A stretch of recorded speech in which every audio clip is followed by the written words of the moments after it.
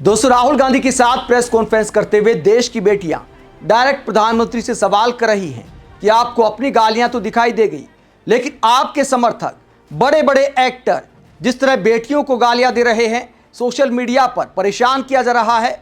अगर पुलिस के पास पहुंचती हैं बेटियां तो भी क्या होता है। मुंबई से आई बहादुर लड़की रिया अहीर ने क्या आईना दिखाया है पीएम मोदी को और क्या जानकारी दी है। राहुल गांधी के साथ कई बेटियों ने प्रेस कॉन्फ्रेंस की और बताया कि उनके साथ क्या क्या हो रहा है। उनकी गलती, उनका गुनाह बस इतना था कि सरकार से सवाल करने की हिम्मत दिखाई। रिया अहीर वही लड़की हैं जिनकी एक तस्वीर काफ़ी वायरल हो गई थी। एक वीडियो वायरल हो गया था जब वो पुलिस वैन को हाथ से रोकती हैं। बहुत सारे छात्र छात्राओं को डिटेन करके ले जाया जा रहा था। रिया अहीर की इस तस्वीर को प्रोटेस्ट की खूबसूरत तस्वीर माना गया। इस तस्वीर के बाद रिया अहीर काफ़ी लोकप्रिय हो जाती हैं। देश विदेश के चैनल उनका इंटरव्यू लेते हैं, लेकिन प्रोटेस्ट खत्म होने के बाद सोशल मीडिया पर उन्हें दिन रात ट्रोलिंग का सामना करना पड़ रहा है। माँ बहन की गालियां दी जा रही हैं, किस किस तरह की धमकियां दी जाती हैं, जिसके बाद वो पुलिस के पास पहुंचती हैं। राहुल गांधी के साथ प्रेस कॉन्फ्रेंस करते हुए रिया अहीर और दूसरी छात्राएं क्या बताती हैं, जरा सुनिए। इनका नॉन स्टॉप हरासमेंट हो रहा है, इनको धमकाया गया। महिलाओं के घर में गुंडा भेजने के बाद फोर्सिबली उनसे अपॉलॉजी, 15 साल की बच्ची से अपॉलॉजी लेना और फिर उस अपॉलॉजी को एक्सेप्ट करना, accepting that apology is complete nonsense. We do not accept it. We want a education system that works. We want exam leaks to stop and we want the future of this country, who is them, to be respected and protected. So would you like to say a word? Hello everyone, मेरा नाम है रिया Ahir.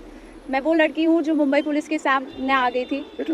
You guys से कि ये वो लड़की है जो वायरल हो गई है, जिन्होंने मुंबई पुलिस को रोका था। बट मैं मीडिया से ये कहना चाहूँगी, मैं वो लड़की हूँ जिन्होंने 20 बच्चों को अनलॉफुली डिटेन होने से रोका था। Please change your narrative, change your perspective. पर जो भी मैंने किया उसकी वजह से मुझे बहुत हरास किया जा रहा है।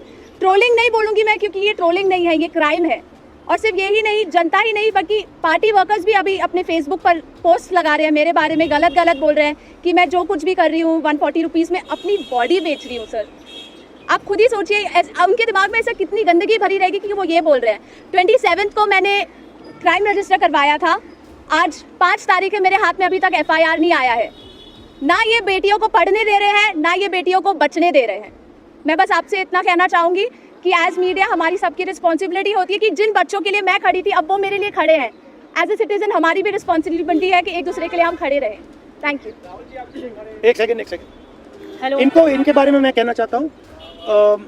इनको पैलेट गन इंजरी हुई थी, ये थोड़ा आपको बताएंगे कि कहा जा रहा है कि पैलेट गन यूज़ नहीं की गई, ये आपको थोड़ा बताएंगे। मेरा नाम नूतन टप्पो है और मैं झारखंड से बिलोंग करती हूँ। और प्लेट गन मैं अपने आँखों से देखी थी कि हमारे साइड वो एक गन पॉइंट किया हुआ था और जैसे ही मैं मुड़ती हूँ ऐसे पीछे से मुझे गन फायर किया गया। और मुझे पता, अच्छी तरह से पता है, मुझे गन से ही फायर में लगी है, प्लेट गन से ही लगी है, बस मुझे ये पता है। पर जब देश में जंतर मंतर में 20 तारीख और जब अन्याय के खिलाफ हमें खड़ा होने का मौका मिले, हम खड़ा होंगे जरूर। मैं फरहानाज उत्तर प्रदेश से आई हूँ। मैं एज अ ग्रेजुएशन स्टूडेंट हूँ, लेकिन हम जब 20 तारीख को जंतर मंतर पर एकदम पीसफुल होकर प्रोटेस्ट कर रहे थे, ये पुलिस के गुंडे बहुत बुरी तरीके से हमको मारे। इतने बुरा इंजर्ड करने के बाद में ये लोग हम लोगों पे ये बोलते हैं कि अगर आप कार्रवाई करोगे तो हम लोग भी डायरेक्ट कार्रवाई करेंगे। देन उसके बाद भी जब इनसे ये नहीं बना तो ये लोग कहने लगे, ये पुलिस का कहना था कि इनका नाम, क्योंकि मुसलमान नाम से इन लोगों ने जज किया कि मैं फरहानाज। पहले इन्होंने मुझे मारने के बाद बस में बिठाया, 3 घंटे तक लिटरली रखे और फिर उसके बाद बोलते हैं कि नाम क्या, मैंने कहा फरहानाज। इनकी लिस्ट अलग बनाई जाएगी क्योंकि ये लोग देशद्रोही हैं। तो सर, अगर हम लोग शांति से प्रोटेस्ट कर रहे हैं, क्या हम देशद्रोही हैं? क्योंकि हम लोग नॉर्मल लगा रहे थे वंदे भारत और भारत माता की जय, उसके बावजूद भी हम लोग को मारने के बाद देशद्रोही बोलते। तो ये इन्होंने हमारे साथ किया। उसके साथ साथ सोशल मीडिया पे लगातार आ रहा है कि अरे ये लोग सिर्फ देशद्रोही पना करने गए थे। तो मेरा यही कहना है कि अगर आप लोग इस तरीके से करते रहोगे, लेकिन हम लोग बाज नहीं आएंगे। हम हक के लिए, अपने देश के लिए हमेशा खड़े रहेंगे। जय हिंद, जय भारत। मेरा नाम भरत बानाइत है। मैं नागपुर से आया था, जो जंतर मंतर के लिए प्रोटेस्ट किया था। उस प्रोटेस्ट में मैं 20 जून से था, पर 20 जुलाई को हुआ वाकया, तो हमने धर्मेंद्र प्रधान के लिए जो इस्तीफा मांगा था, उस इस्तीफे के लिए इन्होंने इतना अत्याचार किया, इतनी बर्बरता कि शायद हमने अमित शाह का इस्तीफा मांग लिया होता तो इन्होंने हम पे सीधा गोलियां चला दी होती, बॉर्डर बना दिया होता जंतर मंतर को। मुझे इस तरीके से लगता है क्योंकि हमने जो सहा है, मैंने खुद कई बच्चों को एम्बुलेंस में डाला जो ब्लीडिंग हो रही थी, उनसे ब्लीडिंग हो रही थी, मैंने उनको डाला तो सामने जाके उनको रोका गया था।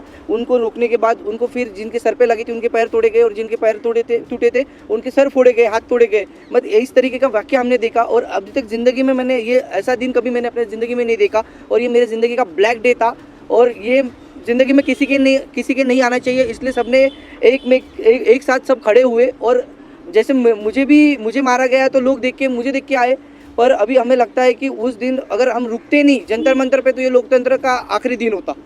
यही मैं कहना चाहता हूँ। धन्यवाद। हाय एवरीवन, मेरा नाम मुस्कान है। मैं ज़्यादा कुछ नहीं बोलूँगी, मैं बस इतना बताऊँगी that I was one of the peaceful protesters at Delhi Jantar Mantar.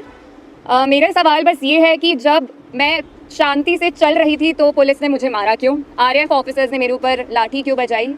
और जब ये साफ साफ रूल है कि आप थाई के ऊपर नहीं मार सकते हो और एक मेल ऑफिसर किसी लड़की को नहीं मार सकता, तो एक मेल आरएएफ ऑफिसर ने why did he try to jab a baton into my buttocks? मेरा बस इतना सा सवाल है। और अगर इसके लिए जिसको भी उसने ऑर्डर दिया था, अगर वो आके मुझसे माफ़ी मांग ले तो मुझे भी बहुत खुशी मिल जाएगी।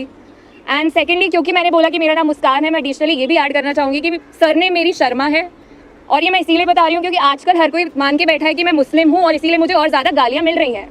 And that does not tell anything about me, but that tells a lot about the narrative जो इस कंट्री में अभी सेट हो रहा है कि अगर इसने सरकार के खिलाफ बोल दिया तो ये तो मुस्लिम है, और जैसे ही आप किसी को मुस्लिम बना देते हो समहाउ वो अपने आप ही एंटी नेशनल कैसे बन रहा है। तो हम इस नैरेटिव को बहुत ज़्यादा आजकल फॉलो कर रहे हैं, और ये जितनी भी ट्रोलिंग आजकल हो रही है इंटरनेट पे, जितना भी हरासमेंट हम लोग फेस कर रहे हैं, ये इस कंट्री का नैरेटिव बताता है बहुत साफ साफ। थैंक्स।